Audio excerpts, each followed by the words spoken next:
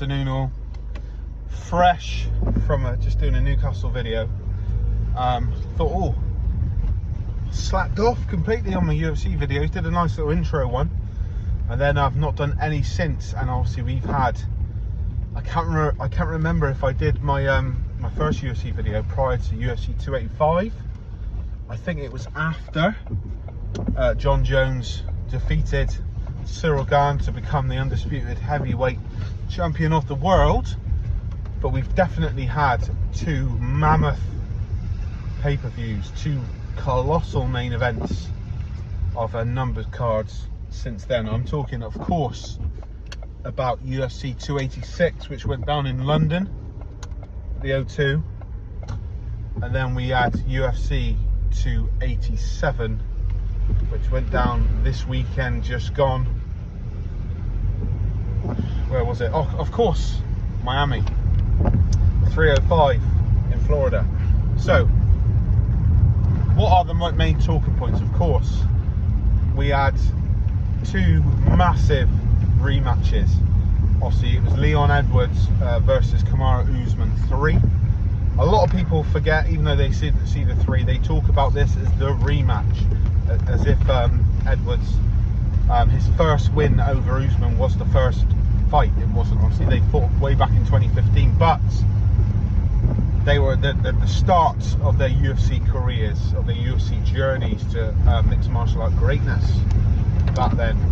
The third fight was the rubber match, the trilogy, the winner takes all. And then we had Israel Adesanya rematching Alex Pereira. I'm going to say Alex Pereira. I can't say it with the accent properly. Their fourth fight, but we're going to call it Adesanya versus Pereira 2, because obviously their first two fights were in the kickboxing realm. So, like I said, UFC 287, we had the last style bender trying to reclaim his crown against Poitin. And then in UFC 286, you had Leon Rocky Edwards, I should say, looking to establish himself properly as the welterweight king up against the Nigerian nightmare Kamaru Usman, who prior to that fight, and possibly still after, was number 2, just number 2 in the all-time welterweight rankings, just under the great George Rush St. Pierre. Anyway, let's get to it. So UFC 286, as I said, went down at the O2 in London. Relative home territory for the champ, Leon Rocky Edwards. I love the way the American, obviously because the United States is so much bigger in terms of land mass and just surface area than Britain. A lot of the Americans were like, oh, I want to take on Rocky in his hometown. And I'm like, he's a Brummie. Well, he's Jamaican, but he's a Brummie. That's not a Londoner. Just like when people talk about Masvidal knocking out Darren Till. Sorry, Darren. They're all like, oh, I knocked him out in his hometown. It's like, dude's a Scouser. He ain't a fucking Cockney. He ain't a Londoner. No way. Completely different. It's a different fucking world. Different world. You know, Birmingham and Liverpool and Manchester are completely different things, let alone Scousers and Cockneys. But anyway, Leon Edwards was defending on home soil. We'll call it home soil. And wow, the build-up was real. You had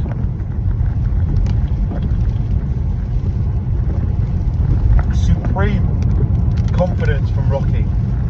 He looked a different man.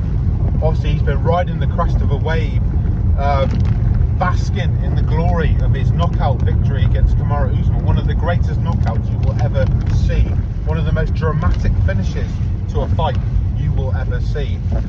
You know, my God, that was straight off a pardon the pun, Rocky movie. Unbelievable. You know, the words from his coach, you know, stop feeling sorry for yourself, you got to pull this shit out of the fire. And then he went out there, but it was another nearly 4 minutes until he took that shot. But it was, oh my God, movie magic. It was straight off you couldn't write it. It was unbelievable. Rocky then, in the follow-up months, we see him doing the media tour with his belt. He looks very, very proud of himself, very proud of his achievements, and rightly so. But he said, you know what? That was by no means my best performance. He was like, I didn't fight well for the majority of the fight. He had a fantastic first round, and obviously he executed the knockout blow, pound for pound, headshot dead in the 5th round. But 2nd, 3rd and 4th, he went missing in a big way. He looked tired, he looked devoid of energy. He didn't look... I'm speaking as a layman. You know, I've never had a MMA fight. I've never had a boxing match, a kickboxing match, a wrestling match. You know, no sort of striking, proper under rule set fight in my life. So it's far be for me to criticise someone of Leon Edwards' credentials. But watching that, he looked like the enormity of the task in front of him hit him in that 2nd round. But he kept calm, he kept his composure. He managed to absorb a lot of the pressure from Kamaru Usman, and then obviously dealt the death blow in the 5th. But this time, he spoke about altitude in Salt Lake City playing a massive factor on sapping his gas tank in the 2nd, 3rd, 4th, and most of the 5th round. He spoke about altitude. He was very, very much, and I don't think Edwards is the one to come up with excuses. Why would he? You know, he could, if the altitude didn't affect him and he just had a bad 3 and a bit rounds or 4 and a bit rounds, he could have just said, oh, it doesn't matter, I knocked him out. But the fact that as the victor, he was willing to speak about that and not take shine off his victory, but say, do you know what, I could have been better. I could have been better.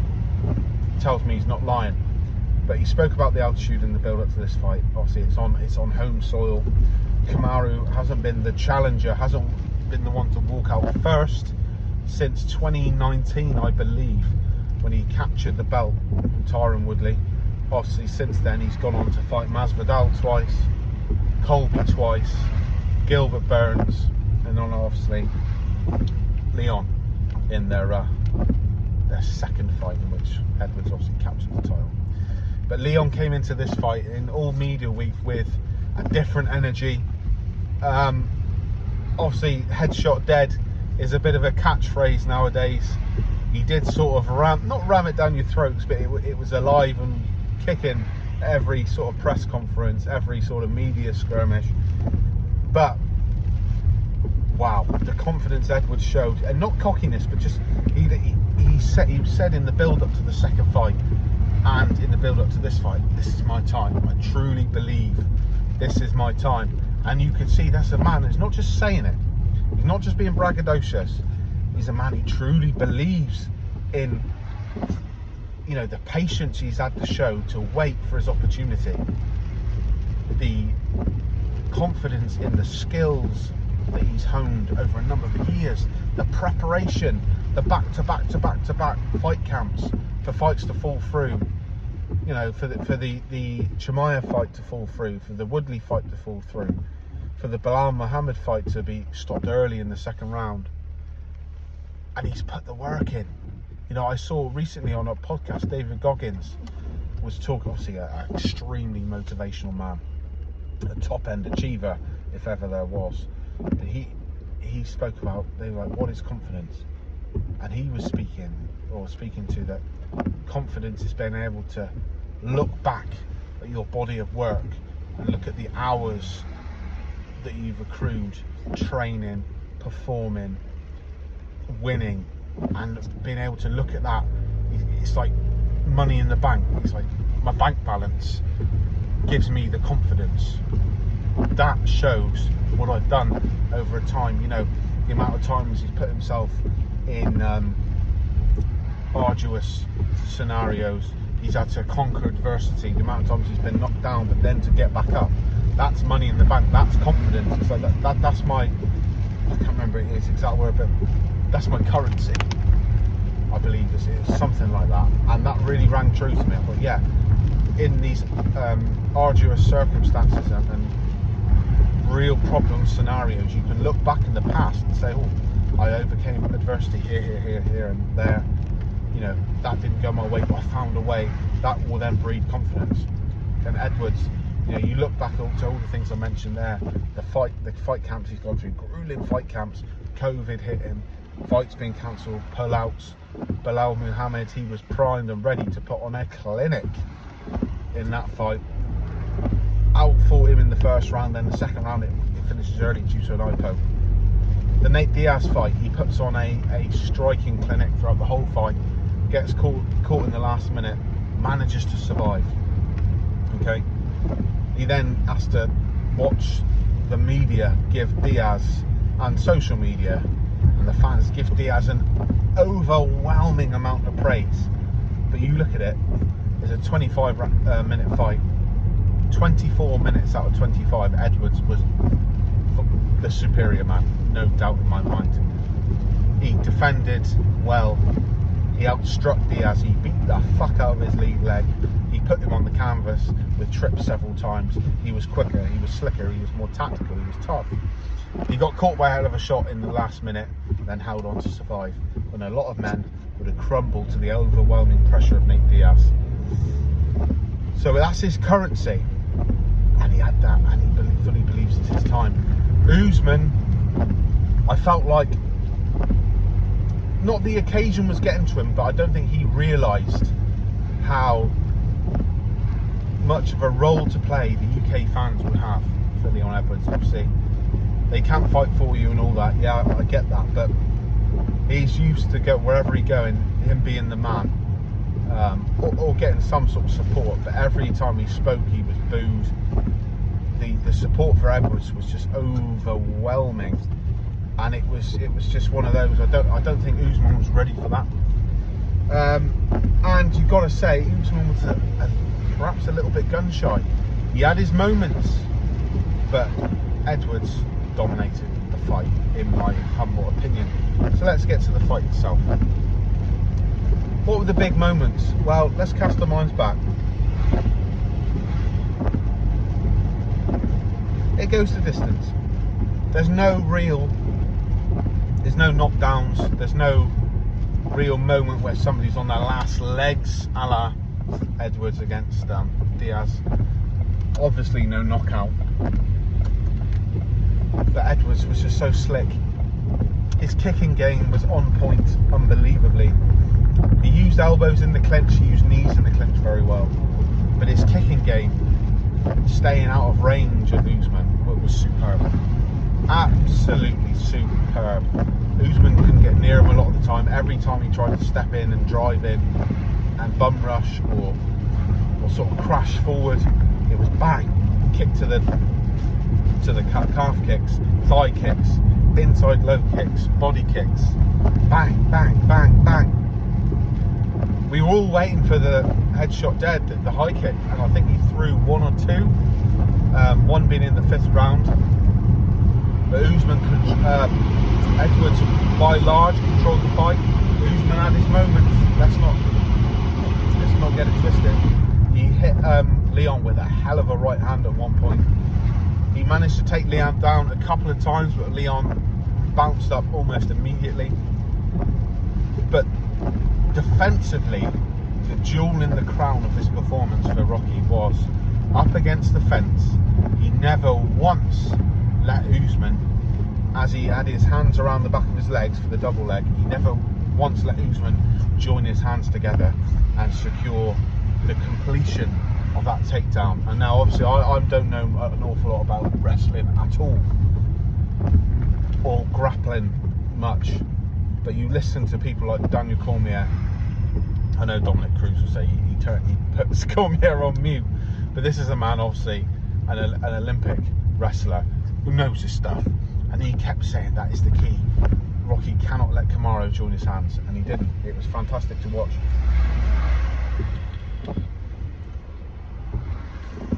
There was a major controversial moment, but before I get onto that, there was a couple of niggly moments where Leon apparently hit Usman with a crotch shot a couple of times. Usman has got form for making the most of these situations, or someone like Colby Covington would certainly say so. But it was frustrating. It was like Edwards was getting into a nice rhythm. And to be fair, if you're someone like Kamaru Usman, you need to disrupt the rhythm of Edwards, because once his engine is purring, he's a very, very, very difficult fighter to stop. And Edwards hit Usman with a hell of a knee. I believe it's the second round. Wobbled him big time. But yeah, the main controversial moment, Leon Edwards was grabbing onto the fence. He let go, and then I believe he grabbed again, and it was so obvious. That prevented him from being taken down by Usman. Herb Dean flags it up. At the time, I was livid. I thought he should have given him a warning. But he didn't. He took a point. Looking back, I think that was fair. I think the outcome was the correct one. Usman wanted a point taken and the position to be restarted, them to be put back in that position and go again. To me, that's just you can't have it both ways, pal. Leon lost the point. That's it. You know, if Usman stepped on the gas and wasn't so gun shy, that perhaps could have been a 10-8 round. Or maybe if he dominated the fuck out of that round, it could have been a 10-7. But he didn't, and arguably Leon won that round, making it a 9-9 round. I was so tense at the end of the fight. Because of that point, I didn't know that Leon had won that round. I thought it was going to be a draw, but Rocky prevails. I think one judge gave it as a draw, but the other two gave it to Leon. And looking back, he probably won 4 rounds out of 5, to be honest.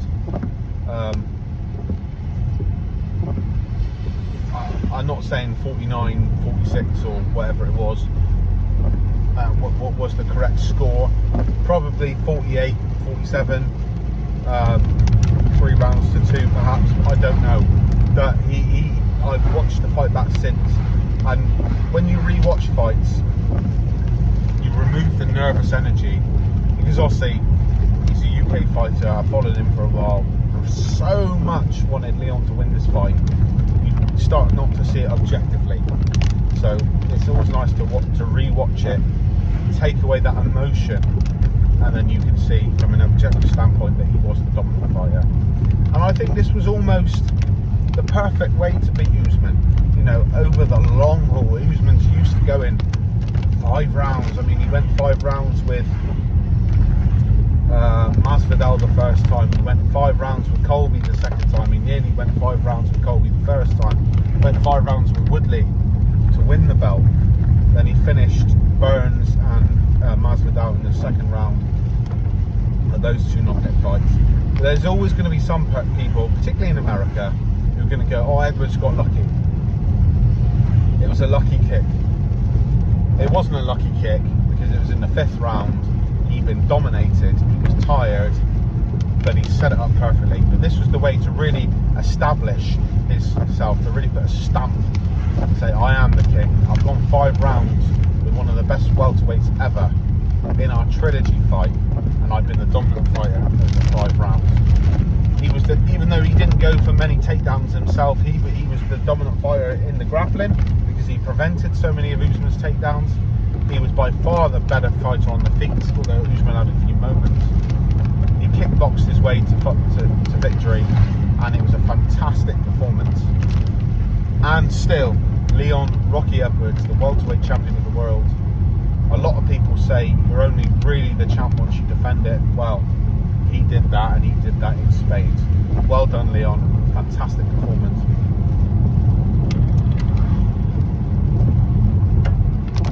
I would like to talk about who's going to be next. Obviously, it's leaning towards Colby. What's next for Kamaru? We're a bit tight for time, so we're going to go on to UFC 287.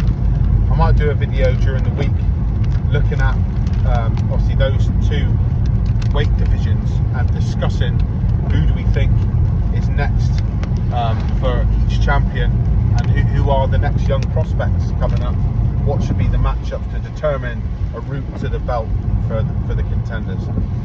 But UFC 287, oh my god, the main card was sensational, as was UFC 286 in fairness, but the main card was sensational. You had Raul Rojas Jr. Well, fuck that, let's go to the feature about the prelims. Calvin Gastelum, stoked to see him get a win, even though he knocked out Bisping, and he's fought my favourite in Darren Till. I've been supporting him. He's had a tough road, so it's fantastic to see him get a win. What a fight against Chris Curtis that was. Gastelum, particularly in the first round and first half of the second round, looked unbelievable on the feet. Slick, fast, timing, combinations, in and out all the time. Looked so quick. Curtis, I think, had a difference in power. I think if Curtis was landing the combinations that Gastelum was, I think Gastelum would have been laid out. But Gastelum, as we know from the Bisping knockout, as I alluded to, he has got knockout power. And what a war. Two very, very, very tough men there. Two very, very tough men. But yeah, the main card, Raul Rosas Jr. was done by Christian Rodriguez. Probably one of the better things for his career, because as an 18-year-old, he was talking very cocky on coming for the belt. I want to be the 3-division champion. As an 18-year-old, complete nonsense. So probably, I'm not saying I'm happy he lost. I haven't really got a dog in that fight, to be honest, but he can learn a lot from this, and he's got so much. You know, we talk about fighters like Darren Till having time. He's just turned 30. Raul Rosas Jr. is 18 years old. You know, he's probably, if he plays his cards right, got another 18, 19 years in the UFC. You know, if he looks after himself and his career carries on the previous trajectory. Then who do we have after that? I'm trying to think. Oh, it was Kevin Holland knocked out Santiago Ponzinibbio. Fantastic knockout. Good call by the referee to stop it when he did. Then you had forget the name if I say it wrong. Forgive me if I forget the name. I believe it's Adrian Yanez against Rob Font. Hell of a war for the 3 minutes it lasted. Rob Font knocked Yanez out completely. Unbelievable fight. Yanez had the good going early, then he got sparked out by Rob Font. The co-main, sorry to see Jorge Masvidal retire, but looking at it, it's probably the right time. Although on one hand you could say he didn't look the same game bred, didn't look like the man who took the sport by the balls and made it his own in 2019, filling the void left by Conor McGregor to become the main star in the sport. He didn't look like the same man. He looked his age, and again I said it with respect, I could not do what you guys do, but he looked his age. He looked weathered, he looked a bit tired, his timing wasn't there, and he looked like a bit like Edwards in the second, third and fourth round against Usman the second time. He looked like he recognised the enormity of the task ahead. But on the other hand, he was fighting Gilbert Burns, who was an elite level welterweight. What a fight. Burns hit Masvidal with everything. Masvidal, despite all what I just said, has got a hell of a chin. One of the toughest motherfuckers around. And Gilbert Burns earned his way into becoming the backup fighter for Colby against Leon, which is potentially going down in the summer from what I hear. But let's get to the main event. I've got about 5-10 minutes to talk about this on my way home. Wow. I'm just going to take a second. This was unbelievable.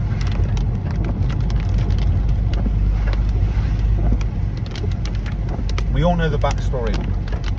Pereira won a decision against Israel Adesanya in kickboxing. The first fight, a lot of people would say that Adesanya had a case to win that fight. The second fight, Adesanya was winning. Pereira was given a standing 8 count, and then he went and fucking knocked Izzy out clean. Knocked him out cold with the left hook. That was kickboxing. Izzy comes over to MMA. Is the up-and-comer in the UFC in the middleweight division throughout 2018. Captures the belt in 2019. Defends against if I got this right. So he captures a bout against Whittaker, defends against Romero, Costa, Vittori, Whittaker, Cannonier. Again, I might be missing one there. Well, he counts his first fight against Whittaker as a defence, because obviously he won their interim bout in the war against Kelvin Gastelum. But anyway, he's cleaned up the division. He's beaten Whittaker twice. He's beaten Vittori twice. And sadly, because of the skid that Darren Till went on, there's no Till fight, which I know Adesanya said before he would love that fight. Poatan gets fast tracked because the middleweight division is a bit bare for Adesanya because he's already cleaned it out. Poatan gets fast tracked. Prelims fight, I think, on the same card as Usman against Covington 2. Then knocks out Sean Strickland in convincing fashion with that famous left hook. Fights Adesanya, goes into the 5th round. Adesanya could have had him done in the end of the 1st. There's some grappling involved in the 3rd and 4th round. TKO for Poatan in the 5th round. Adesanya matches him immediately, wants a second crack, and he's going up against a guy who's beaten 3 times over 2 combat sport codes.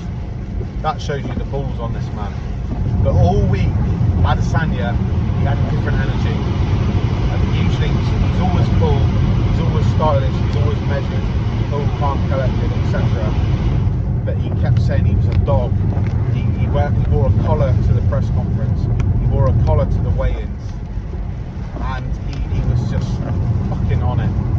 His walkout, he was like, it's my fucking house, let's go. And he just had a different energy, and he had more aggression, you know, because usually he's the last style bender, he's the ninja, you know, moves like water, he goes with the flow, chasing status.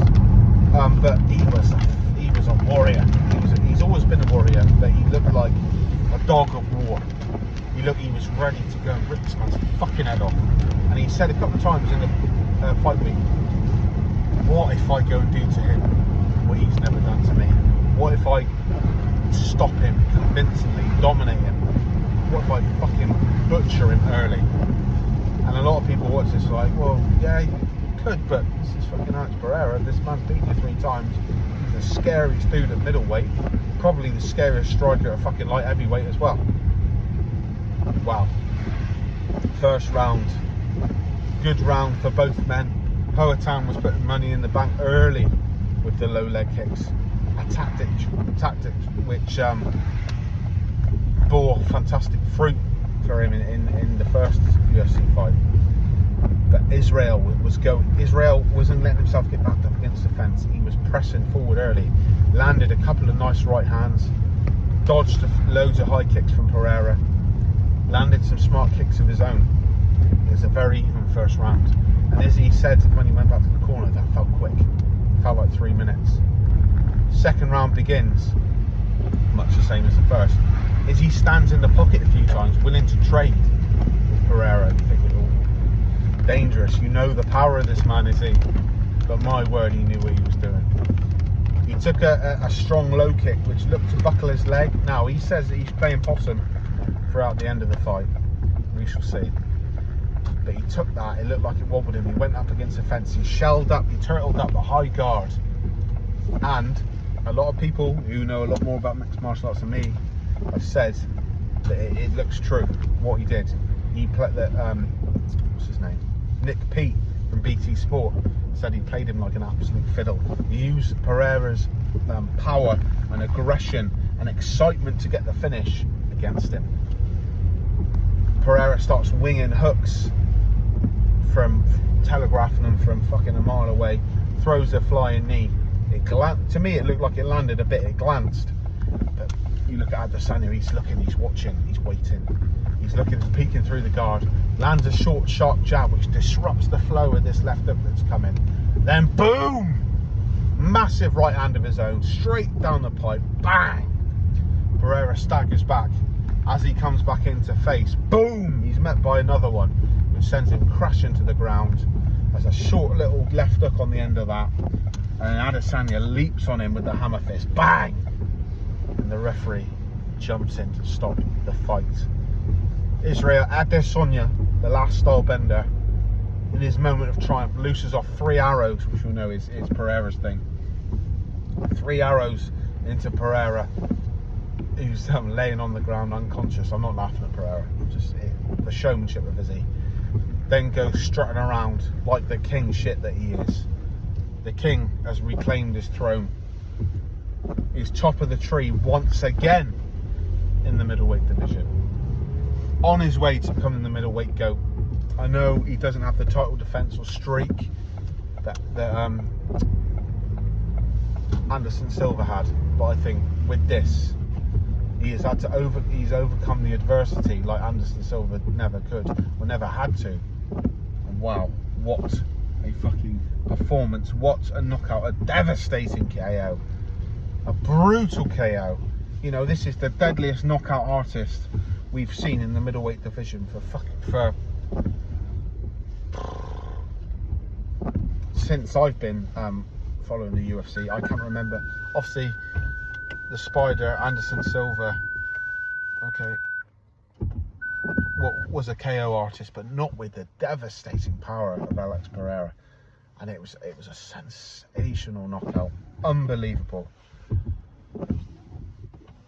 What more can you say? I mean, I'll go into what happens next in another video, but the game plan of Adesanya, the balls to execute that game plan, to invite Pereira onto him, up against the face, turtled up in his guard, and then the smarts, the tactical nous, the shrewdness to take advantage of, as I say, of Pereira's. Michael Bisping said in the BT Sport review show that Pereira got overexcited, and Izzy capitalised on that. That looks like that's what happened. And like I said, the tactical nous and the straight badass bollocks on this bloke to invite the baddest fucking striker in the UFC currently, probably one of the most feared strikers in the UFC, certainly now Francis is gone, onto the cage and say, come on then mate, give us your best shot. Bit of a rope-a-dope moment to wait for that, and then boom, then bang again, little one on the end, and then the fucking hammer fist to finish. Wow. The last style bender is back, and he's back in a fucking big way. Gonna wrap it up now. I've been talking for coming on 33 minutes. Congratulations to Leon Rocky Edwards. Congratulations to Israel, the last style bender Adesanya. But ultimately, big respect to all the fighters participating in those 2 cards. People that stood out for me, I'm going to say Gunnar Nelson, Justin Gaethje, Calvin Gastelum, Rob Font, Gilbert Burns. Unbelievable. We've got a fight night this weekend, I believe. Arnold Allen against Max Holloway. I am going to try and get up for that one. I know it's not a number card, but Arnold Allen against Max Holloway. This will be a massive test for both men. A huge test, a huge step up in standard for Arnold Allen. Obviously, he's beaten some solid people. Calvin Kattar, he won the fight last time out, but he didn't put a definitive stamp on it because of Kattar's injury. But he dominated Dan Hooker at UFC London, and he's looked very, very, very impressive ever since. Oh, I forgot to say, feature bout of the prelims, UFC 286, fantastic display by Jack Shore. I'm going to be keeping an eye on him now. I've followed his bantamweight career. Moving up to featherweight was a fantastic move for him. Who knows, we could see Jack Shore, particularly if Arnold Allen loses against Max Holloway, which I hope he fucking doesn't. We could see Jack Shore against Arnold Allen in an all British, English versus Welsh clash in London in the summer. Who knows? But yeah, big up Jack Shore. Fantastic fight, fantastic display. But yeah, looking forward to this UFC fight night. Arnold Allen against Max Holloway. I'll be doing a video on that at some point. Thank you for watching. Please like, comment, subscribe. Obviously, the vast majority of videos on this channel are football ones. I've got over 200, I think, or 150 probably, for Newcastle United. So if you're a football fan, even if you're not a Newcastle fan, have a look through. Yeah, please leave any comments, anything you'd like me to talk about or get my opinion on or whatever, and I'll see what I can do. But yeah, thank you for watching. Really appreciate it. Cheers.